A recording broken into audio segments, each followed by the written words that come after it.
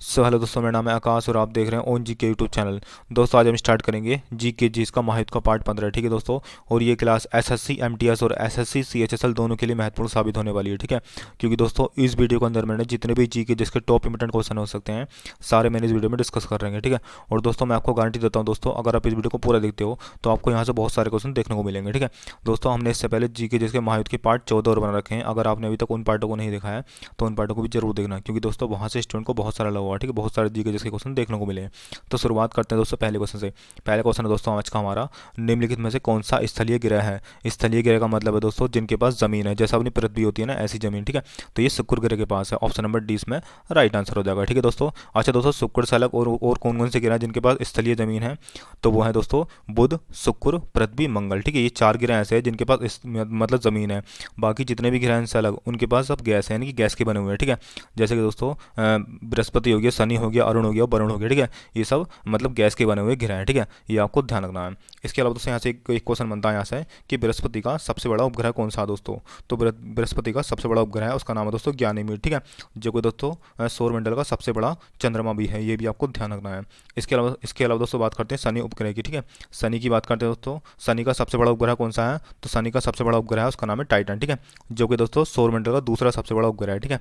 ये आपको ध्यान रखना है। दोस्तों बात करते हैं सूर्य से दूरी के अनुसार कौन कौन से ग्रह आते हैं दोस्तों। तो मैं आपको सारे ग्रह बताता हूँ, ठीक है। सबसे पहला था बुध, शुक्र, पृथ्वी, मंगल, बृहस्पति, शनि, अरुण, वरुण, ये आपको ध्यान रखना है। इसके अलावा दोस्तों बात करते हैं आकार की, यानी कि आकार के अनुसार सबसे बड़ा ग्रह कौन सा दोस्तों, वो है बृहस्पति, उससे छोटा शनि, फिर उससे छोटा अरुण, वरुण, पृथ्वी, शुक्र, मंगल, बुध, ठीक है। ये क्रम आपको याद रखना है। अगले क्वेश्चन की बात करते हैं दोस्तों, क्वेश्चन नंबर 2 है किस अनुच्छेद के तहत राष्ट्रपति शपथ ग्रहण करते हैं। तो ये अनुच्छेद 60 के तहत करते हैं। ऑप्शन नंबर सी इसमें राइट आंसर हो जाएगा, ठीक है। अच्छा दोस्तों राष्ट्रपति को शपथ कौन दिलाता है, तो राष्ट्रपति को शपथ दिलाते हैं सुप्रीम कोर्ट के मुख्य न्यायाधीश, ये आपको ध्यान रखना है। अच्छा दोस्तों इसके अलावा क्वेश्चन बनता है कि राष्ट्रपति पर महाभियोग किस अनुच्छेद के तहत लगाया जाता है। तो अनुच्छेद 61 के तहत लगाया जाता है राष्ट्रपति पर महाभियोग, ठीक है। इसके अलावा दोस्तों राष्ट्रपति के पास क्षमादान की शक्ति किस अनुच्छेद में है, तो अनुच्छेद 72 में है राष्ट्रपति के पास क्षमादान की शक्ति, तो ये आपको ध्यान रखना है। अच्छा दोस्तों राष्ट्रपति का जो चुनाव होता है वो कौन सी प्रणाली द्वारा होता है, तो वो होता है एकल संक्रमणीय मत पद्धति के द्वारा, ये आपको ध्यान रखना है। इसके अलावा दोस्तों यहाँ से क्वेश्चन बनता है कि राष्ट्रपति के चुनाव में कौन कौन भाग लेता है। तो राष्ट्रपति के चुनाव में लोकसभा के निर्वाचित सदस्य, राज्यसभा के निर्वाचित सदस्य, विधानसभा के निर्वाचित सदस्य, ठीक है। ये आपको ध्यान रखना है। अच्छा दोस्तों विधान परिषद के निर्वाचित सदस्य राष्ट्रपति के चुनाव में भाग नहीं लेते हैं, ठीक है। ये आपको ध्यान रखना है। इसके अलावा दोस्तों यहाँ से क्वेश्चन बनता है कि संयुक्त अधिवेशन किस अनुच्छेद के तहत बुलाई जाती है और कौन बुलाता है दोस्तों, तो संयुक्त अधिवेशन को राष्ट्रपति बुलाते हैं अनुच्छेद 108 के तहत, तो इतना आपको ध्यान रखना है इस क्वेश्चन के बारे में। क्वेश्चन नंबर 3 की बात करते हैं दोस्तों, संविधान के किस भाग में भाषा से संबंधित प्रावधान है दोस्तों, तो ये आ जाएगा भाग 17 में, ठीक है। ऑप्शन नंबर 20 में राइट आंसर हो जाएगा, ठीक है दोस्तों। इसके अलावा दोस्तों यहाँ से क्वेश्चन बनता है कि जिस समय भाषाएं थी ना मतलब कितनी भाषाएं थी जिस संविधान के भाग 17 में कितनी भाषाएं वर्तमान में, तो वर्तमान में 22 भाषाएं थी, लेकिन शुरुआत में कितनी थी, 14 भाषाएं थी, ये आपको ध्यान रखना है, ठीक है। वर्तमान में 22 भाषाएं हैं, शुरुआत में 14 भाषाएं थी, ठीक है। समय समय पर इसमें संशोधन हुए थे दोस्तों भाषाओं में, इसमें 3 संशोधन हुए थे, ठीक है। मैं आपको तीनों बताता हूँ। सबसे पहले हुआ था 21वां संविधान संशोधन जो कि 1967 का हुआ था, इसमें 15वीं भाषा सिंधी के रूप में जोड़ी गई थी, ठीक है। ये आपको ध्यान रखना है। इसके अलावा दोस्तों दूसरा संविधान संशोधन हुआ था इसमें 71वां संविधान संशोधन जो कि 1992 को हुआ था, इसमें नेपाली, मणिपुरी और कोंकणी भाषा जोड़ी गई थी। उसके बाद तीसरा संविधान संशोधन हुआ था जो कि दोस्तों 92वां संविधान संशोधन था जो कि 2003 में हुआ था, इसमें संथाली, बोडो, डोगरी और मैथिली भाषा को जोड़ा गया था, तो इतना आपको ध्यान रखना है। अगले क्वेश्चन की बात करते हैं दोस्तों, क्वेश्चन नंबर 4 है विद्युत धारा को मापने के लिए उपकरण कौन सा होता है दोस्तों। तो विद्युत धारा को कौन सा उपकरण मानता है, वो मापता है एमीटर, ठीक है। ऑप्शन नंबर ए इसमें राइट आंसर हो जाएगा। इसके अलावा दोस्तों यहाँ से क्वेश्चन पूछता है कि विद्युत धारा का एसआई मात्रक क्या होता है, तो विद्युत धारा का एसआई मात्रक होता है एम्पियर, ये भी आपको ध्यान रखना है। अगले क्वेश्चन की बात करते हैं दोस्तों, क्वेश्चन नंबर 5 है इब्राहिम लोदी का मकबरा कहाँ स्थित है। तो दोस्तों इब्राहिम लोदी का मकबरा पानीपत में स्थित है, ठीक है। ऑप्शन नंबर 20 में राइट आंसर हो जाएगा। इसके अलावा दोस्तों पानीपत कहाँ पर है दोस्तों, तो पानीपत है हरियाणा राज्य में, ये भी आपको ध्यान रखना है, ठीक है। इसके अलावा दोस्तों यहाँ से क्वेश्चन बनता है, अच्छा दोस्तों पानीपत में कितने युद्ध लड़े गए थे, तो पानीपत में 3 युद्ध लड़े गए थे। कौन कौन से थे दोस्तों वो, तो वो पहला हुआ था 1526 में जो कि दोस्तों बाबर और इब्राहिम लोदी के बीच हुआ था, ये आपको ध्यान रखना है, ठीक है। जिसमें बाबर जीत गए थे। दूसरा युद्ध हुआ था 1556 में जो कि अकबर और हैमू के बीच हुआ था, इसमें अकबर जीत गए थे, ठीक है। और तीसरा हुआ था 1761 में अहमद शाह अब्दाली और सदाशिवराव भाव के बीच हुआ था, जिसमें सदाशिवराव भाव हार गए थे, ठीक है। तो इतना आपको ध्यान रखना है इस क्वेश्चन के बारे में। अगले क्वेश्चन की बात करते हैं दोस्तों, क्वेश्चन नंबर 6 है। क्वेश्चन नंबर 6 की बात करते हैं दोस्तों। क्वेश्चन नंबर 6 है हमारा, तत्बोधिनी सभा की स्थापना किसके द्वारा की गई थी? तो तत्बोधिनी सभा की स्थापना 1839 में देवेंद्र नाथ टैगोर के द्वारा की गई थी। ऑप्शन नंबर ए इसका राइट आंसर हो जाएगा, ठीक है दोस्तों, ये आपको ध्यान रखना है। अच्छा दोस्तों, कहाँ पर की गई थी? तो कोलकाता में की गई थी तत्बोधिनी सभा की स्थापना देवेंद्र नाथ टैगोर के द्वारा 1839 में। तो इतना आपको ध्यान रखना है। अगले क्वेश्चन की बात करते हैं दोस्तों। क्वेश्चन नंबर 7 है, अंग्रेजों ने खालिस्तान में भारत में अंग्रेजी को शिक्षा का माध्यम बनाया था। तो कौन से वर्ष में बनाया था दोस्तों? तो वो बनाया था 1835 में, ठीक है। ऑप्शन नंबर ए इसमें राइट आंसर हो जाएगा। इसके अलावा दोस्तों यहाँ से क्वेश्चन पूछा जाता है एक कि दोस्तों अंग्रेजी शिक्षा अधिनियम 1835 ये कौन लाया था दोस्तों? तो ये लॉर्ड विलियम बेंटिक द्वारा ये बनाया गया अधिनियम था, ठीक है। ये आपको ध्यान रखना है। इसके अलावा दोस्तों यहाँ से क्वेश्चन बनता है कि भारत में अंग्रेजी शिक्षा का मैग्ना कार्टा किसको कहा जाता है? तो दोस्तों ये कहा जाता है वुड्स डिस्पैच को, ठीक है। ये आपको ध्यान रखना है, ठीक है।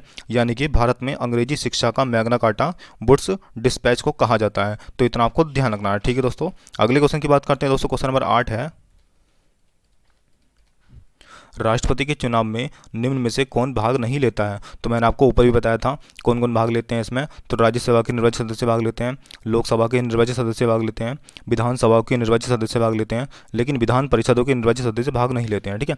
ऑप्शन नंबर डी इसमें राइट आंसर हो जाएगा, ठीक है दोस्तों, ये आपको ध्यान रखना है। और दोस्तों मैंने आपको बताया था राष्ट्रपति जो होते हैं किस अनुच्छेद के तहत शपथ ग्रहण करते हैं दोस्तों? तो राष्ट्रपति की जो शपथ है ना वो अनुच्छेद 60 में है, ठीक है। अच्छा दोस्तों, राष्ट्रपति को शपथ कौन दिलाता है? तो मैंने बताया था ऊपर आपको सुप्रीम कोर्ट के मुख्य न्यायाधीश दिलाते हैं, ठीक है। ये आपको ध्यान रखना है। अच्छा दोस्तों, राष्ट्रपति के पास क्षमतान की शक्ति किस अनुच्छेद में है? तो अनुच्छेद 72 में है, ठीक है। और राष्ट्रपति के पास महाभियोग अनुच्छेद 61 के तहत लगाया जाता है। संयुक्त अधिवेशन को राष्ट्रपति बुलाते हैं अनुच्छेद 108 के तहत, ठीक है। ये आपको ध्यान रखना है, ठीक है दोस्तों। इसके अलावा दोस्तों राज्यपाल की नियुक्ति कौन करता है? तो राज्यपाल की नियुक्ति राष्ट्रपति करते हैं, ये भी आपको ध्यान रखना है। अगले क्वेश्चन की बात करते हैं दोस्तों। क्वेश्चन नंबर 9 है। अच्छा दोस्तों, राष्ट्रपति का चुनाव किस प्रणाली द्वारा होता है? तो वो होता है एकलमरणीय मत पद्धति के द्वारा, ठीक है। ये आपको ध्यान रखना है, ठीक है। अगले क्वेश्चन की बात करते हैं दोस्तों। क्वेश्चन नंबर 9 है, भारत में गरीबी का आंकलन खालिस्तान द्वारा किया जाता है। तो ये नीति आयोग का टास्क फोर्स द्वारा किया जाता है, ठीक है। ऑप्शन नंबर ए इसमें राइट आंसर हो जाएगा, ठीक है दोस्तों, तो ये आपको ध्यान रखना है। अच्छा दोस्तों, यहाँ से क्वेश्चन बनता है कि नीति आयोग की स्थापना कब हुई थी? तो नीति आयोग की स्थापना 1 जनवरी 2015 को हुई थी, ठीक है। योजना आयोग के स्थान पर नीति आयोग की स्थापना हुई थी। अच्छा दोस्तों, नीति आयोग के जो अध्यक्ष होते हैं वो कौन होते हैं? तो वो प्रधानमंत्री होते हैं, ठीक है। तो वर्तमान में प्रधानमंत्री कौन है? नरेंद्र मोदी, यानी कि नरेंद्र मोदी ही नीति आयोग के प्रथम अध्यक्ष भी रह चुके हैं, ये आपको ध्यान रखना है। अच्छा दोस्तों, नीति आयोग के प्रथम उपाध्यक्ष कौन से होते हैं दोस्तों? मतलब कौन है इस वर्तमान में? तो ये है अरविंद पनगड़िया, ये भी आपको ध्यान रखना है। अच्छा दोस्तों, नीति आयोग की फुल फॉर्म पूछता है, ठीक है। तो नीति आयोग की फुल फॉर्म होती है national institute for transforming India, तो ये आपको ध्यान रखना है, ठीक है। इसके अलावा दोस्तों रिजर्व बैंक की बात करते हैं, भारतीय रिजर्व बैंक की। तो इसकी स्थापना 1 अप्रैल 1935 को हुई थी। इसके वर्तमान में अध्यक्ष गवर्नर कौन है दोस्तों? शक्तिकांत दास है, ठीक है। ये भी आपको ध्यान रखना है। अच्छा दोस्तों, 2023 का गवर्नर ऑफ द ईयर का पुरस्कार किसको दिया गया है? तो वो शक्तिकांत दास को ही दिया गया है, ठीक है। तो ये भी आपको ध्यान रखना है। अगले क्वेश्चन की बात करते हैं दोस्तों। क्वेश्चन नंबर 10 है, बाबा अलाउद्दीन खान किस संगीत वाद्य यंत्र से संबंधित हैं? तो यह है प्रसिद्ध सरोद वादक। ऑप्शन नंबर सी में राइट आंसर हो जाएगा, ठीक है दोस्तों। इसके अलावा दोस्तों यहाँ से क्वेश्चन बनता है, दोस्तों मैं आपको जितने भी प्रसिद्ध वाद्य यंत्र हैं और उनसे संबंधित जितने भी व्यक्ति हैं प्रसिद्ध, मैं आपको सब बताता हूँ, ठीक है। हम बात करते हैं प्रसिद्ध सितार वादक की। तो कौन है दोस्तों सितार वादक कौन है दोस्तों प्रसिद्ध? तो वह है पंडित रविशंकर। अच्छा दोस्तों, प्रसिद्ध सरोद वादक कौन है? वो है अमजद अली खान, ठीक है। और बाबा अलाउद्दीन खान मैंने आपको बता दिया, ठीक है, सरोद वादक। इसके अलावा दोस्तों संतूर वादक कौन है? तो शिव कुमार शर्मा, ठीक है। शहनाई वादक कौन है? तो बिस्मिल्लाह खान है, ठीक है। उस्ताद बिस्मिल्लाह खान शहनाई वादक हैं। अच्छा दोस्तों, बांसुरी वादक कौन है? तो हरिप्रसाद चौरसिया हैं। तबला वादक कौन है? तो उस्ताद जाकिर हुसैन है तबला वादक। तो इतना आपको ध्यान रखना है। अगले क्वेश्चन की बात करते हैं दोस्तों। क्वेश्चन नंबर 11 है, निम्नलिखित में से कौन से देश I2U2 ग्रुपिंग से संबंधित हैं? तो ये भारत, इजराइल, संयुक्त अरब अमीरात और अमेरिका, ठीक है। ये हैं इन ग्रुप से संबंधित देश। ऑप्शन नंबर ए इसमें राइट आंसर हो जाएगा, ठीक है दोस्तों, तो ये आपको ध्यान रखना है। अच्छा दोस्तों, इसका गठन कब हुआ था? तो इसका गठन हुआ था 2021 को, तो ये भी आपको ध्यान रखना है। अगले क्वेश्चन की बात करते हैं दोस्तों। क्वेश्चन नंबर 12 है, हैंसांग ने पल्लव राजवंशों के निम्नलिखित में से किस शासक के शासनकाल में कांची का भ्रमण किया था? तो ये क्या था? नरसिंह वर्मन प्रथम के शासनकाल में। ऑप्शन नंबर सी इसमें राइट आंसर हो जाएगा, ठीक है दोस्तों। इसके अलावा दोस्तों यहाँ से क्वेश्चन बनता है कि हैंसांग जो था हर्षवर्धन के शासनकाल में भारत आया था, ये भी आपको ध्यान रखना है, ठीक है। यानी कि हर्षवर्धन के शासनकाल में भारत कौन आया था, तो हैंसांग आया था, ठीक है। तो ये भी आपको ध्यान रखना है। इसके अलावा दोस्तों बात करते हैं पल्लव वंश की, ठीक है। तो पल्लव वंश की स्थापना किसने करी थी, तो सिंह विष्णु ने पल्लव वंश की स्थापना करी थी, यानी कि पल्लव वंश के संस्थापक सिंह विष्णु जी हैं, ठीक है। अच्छा दोस्तों, पल्लव वंश की राजधानी पूछता है, ठीक है। तो पल्लव वंश की राजधानी कांचीपुरम, तो ये भी आपको ध्यान रखना है। अगले क्वेश्चन की बात करते हैं दोस्तों, क्वेश्चन नंबर 13 है, कौन सा अक्षांश अंडमान द्वीप समूह को निकोबार द्वीप समूह से अलग करता है, तो ये करता है 10 डिग्री चैनल, ऑप्शन नंबर 20 में राइट आंसर हो जाएगा, ठीक है। इसके अलावा दोस्तों बात करते हैं भारत को चाइना से कौन अलग करता है, तो भारत को चाइना से मैकमोहन लाइन अलग करती है। इसके अलावा भारत को पाकिस्तान से कौन अलग करता है, तो भारत को पाकिस्तान से रेड क्लिफ लाइन अलग करती है, ठीक है। इसके अलावा भारत को श्रीलंका से कौन अलग करता है, तो पाक जलडमरू मंडल भारत को श्रीलंका से अलग करता है, तो ये आपको ध्यान रखना है। अगले क्वेश्चन की बात करते हैं दोस्तों, क्वेश्चन नंबर 14 है, केंद्रक को कोशिका द्रव्य से खालिस्तान द्वारा अलग किया जाता है, तो ये केंद्रक झिल्ली द्वारा अलग किया जाता है, ठीक है। ऑप्शन नंबर ए इसमें राइट आंसर हो जाएगा। इसके अलावा दोस्तों क्वेश्चन बनता है यहाँ से कि कोशिका जो केंद्र होता है ना, कोशिका का केंद्र, उसकी खोज किसने करी थी, तो उसकी खोज रॉबर्ट ब्राउन ने करी थी, तो ये आपको ध्यान रखना है। इसके अलावा दोस्तों कोशिका की खोज किसने करी थी, तो कोशिका की खोज 1665 में रॉबर्ट हुक ने करी थी, ये आपको ध्यान रखना है। अगले क्वेश्चन की बात करते हैं दोस्तों, क्वेश्चन नंबर 15 है,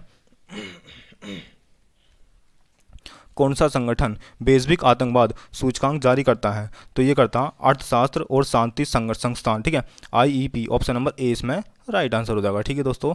इसके अलावा यहाँ से एक क्वेश्चन बनता है कि विश्व आर्थिक मंच, ठीक है, इसकी स्थापना कब हुई थी, तो इसकी स्थापना 1971 को हुई थी, ठीक है। अच्छा दोस्तों, WEF इसकी फुल फॉर्म क्या होती है, तो इसकी फुल फॉर्म होती है वर्ल्ड इकोनॉमिक फोरम, ठीक है। तो ये आपको ध्यान रखना है। बात करते हैं दोस्तों नाटो की, ठीक है।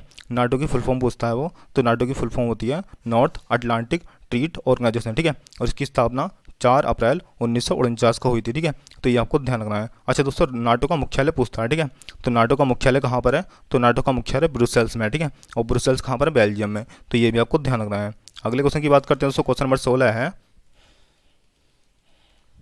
रोजर फेडरर किस खेल से संबंधित हैं, तो रोजर फेडरर दोस्तों टेनिस खिलाड़ी हैं, ठीक है। ऑप्शन नंबर ए इसमें राइट आंसर हो जाएगा। अच्छा दोस्तों, रोजर फेडरर किस देश से संबंधित हैं, तो ये स्विट्जरलैंड के हैं, ये भी आपको ध्यान रखना है। इसके अलावा दोस्तों बात करते हैं प्रसिद्ध तीरंदाजी कौन है दोस्तों, यानी कि प्रसिद्ध तीरंदाजी खिलाड़ी कौन है, तो दीपिका कुमारी है प्रसिद्ध तीरंदाजी खिलाड़ी, ठीक है, ये भी आपको ध्यान रखना है। अच्छा दोस्तों, प्रसिद्ध फुटबॉल खिलाड़ी कौन है, तो प्रसिद्ध फुटबॉल खिलाड़ी हैं क्रिस्टियानो रोनाल्डो, ठीक है, जो कि दोस्तों पुर्तगाल के हैं, तो ये भी आपको ध्यान रखना है। अच्छा दोस्तों, प्रसिद्ध शतरंज वादक खिलाड़ी कौन है, तो प्रसिद्ध शतरंज वादक हैं मतलब विश्वनाथ आनंद, ठीक है, जो कि दोस्तों प्रसिद्ध शतरंज खिलाड़ी हैं, तो ये भी आपको ध्यान रखना है, यानी कि विश्वनाथ आनंद प्रसिद्ध शतरंज खिलाड़ी हैं, तो इतना आपको ध्यान रखना है। अगले क्वेश्चन की बात करते हैं दोस्तों, क्वेश्चन नंबर 17 है, प्रसिद्ध सांस्कृतिक स्थल रानी की बॉब किस नदी के किनारे स्थित है, तो ये सरस्वती नदी के किनारे स्थित है, ऑप्शन नंबर डी में राइट आंसर हो जाएगा। अच्छा दोस्तों, किस राज्य में स्थित है ये, तो गुजरात राज्य में स्थित है, ठीक है, तो ये भी आपको ध्यान रखना है। अच्छा दोस्तों, रानी की बाब, ठीक है, यहाँ से कुछ याद आता है आपको, 100 रुपये के नोट पर होता है रानी की बाब का चित्र, ठीक है, ये भी आपको ध्यान रखना है। अगले क्वेश्चन की बात करते हैं दोस्तों, क्वेश्चन नंबर 18 है। दोस्तों अगर वीडियो अच्छी लग रही हो हमारे चैनल को सब्सक्राइब और वीडियो को लाइक जरूर करना, ठीक है। क्वेश्चन नंबर 18 है, भारत की जनगणना 2011 के आंकड़ों के अनुसार हिंदुओं और मुसलमानों के बाद भारत में तीसरा सबसे बड़ा धार्मिक समूह कौन सा है, तो दोस्तों ये है ईसाई का धार्मिक समूह, ठीक है, ऑप्शन नंबर ए इसमें राइट आंसर हो जाएगा। इसके अलावा तो यहाँ से क्वेश्चन बनता है कि 2011 की जनगणना स्वतंत्र भारत की कौन सी जनगणना थी, तो ये 7वीं जनगणना थी, ठीक है, और शुरुआत से 15वीं जनगणना थी, तो ये भी आपको ध्यान रखना है। अच्छा दोस्तों, भारत में जनगणना की शुरुआत कब हुई थी, तो लॉर्ड मेयो के शासनकाल में 1872 को भारत में जनगणना की शुरुआत हुई थी, ठीक है। अच्छा दोस्तों, नियमित जनगणना की शुरुआत कब हुई थी, तो नियमित जनगणना की शुरुआत 1881 में लॉर्ड रिपन के द्वारा स्टार्ट हुई थी, ठीक है, ये आपको ध्यान रखना है। इसके अलावा बात करते हैं सबसे अधिक लिंग अनुपात वाला राज्य कौन सा 2011 की जनगणना के अनुसार, तो यह है दोस्तों केरल, और सबसे कम लिंग अनुपात वाला राज्य कौन सा है, तो ये हरियाणा, ठीक है। अच्छा दोस्तों, सबसे अधिक साक्षरता दर वाला राज्य कौन सा है, तो वो भी केरल है, ठीक है, और सबसे कम साक्षरता दर वाला राज्य कौन सा है, तो वो है बिहार, तो इतना आपको ध्यान रखना है इस क्वेश्चन के बारे में, ठीक है दोस्तों। अगले क्वेश्चन की बात करते हैं दोस्तों, क्वेश्चन नंबर 19 है। क्वेश्चन नंबर 19 की बात करते हैं दोस्तों, निम्नलिखित में से किसने जयपुर शहर की स्थापना करी थी, तो ये महाराजा जयसिंह द्वितीय ने करी थी, ऑप्शन नंबर ए इसका राइट आंसर हो जाएगा, ठीक है दोस्तों।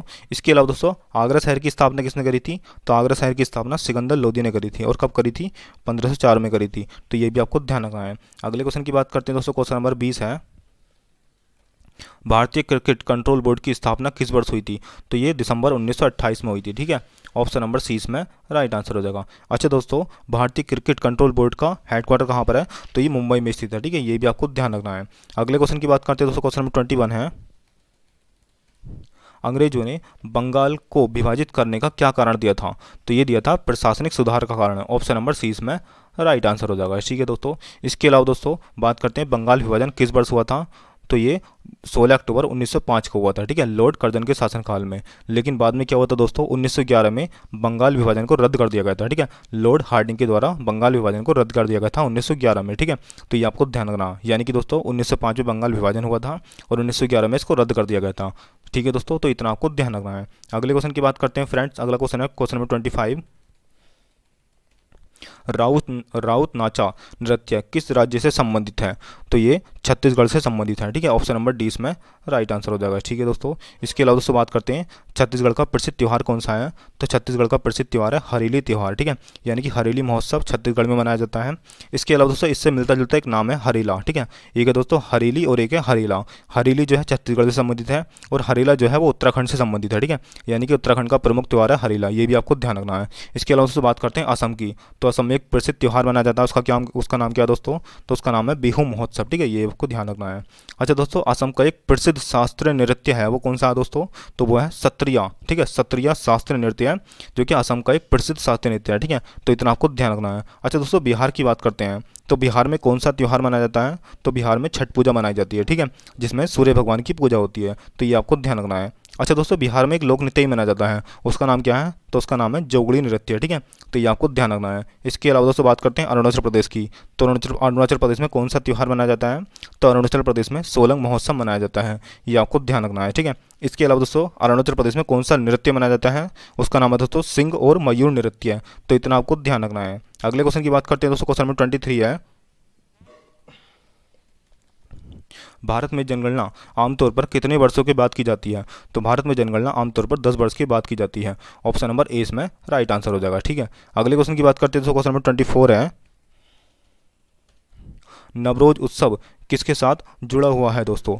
तो ये जुड़ा हुआ है पारसी नववर्ष के साथ, ऑप्शन नंबर 20 में राइट आंसर हो जाएगा। अगले क्वेश्चन की बात करते हैं दोस्तों, क्वेश्चन नंबर 25 है, शीतल पेय में निम्नलिखित में से कौन सी गैस दबाव में मौजूद होती है? तो ये होती है carbon dioxide, option number C इसमें राइट आंसर हो जाएगा, ठीक है दोस्तों आज के लिए इतना ही, मिलते हैं नेक्स्ट वीडियो में, तब तक के लिए जय हिंद जय भारत। और दोस्तों जिन जिन ने हमारे चैनल को सब्सक्राइब नहीं कर रखा कृपया सब्सक्राइब कर लेना और वीडियो को लाइक जरूर कर लेना, ठीक है।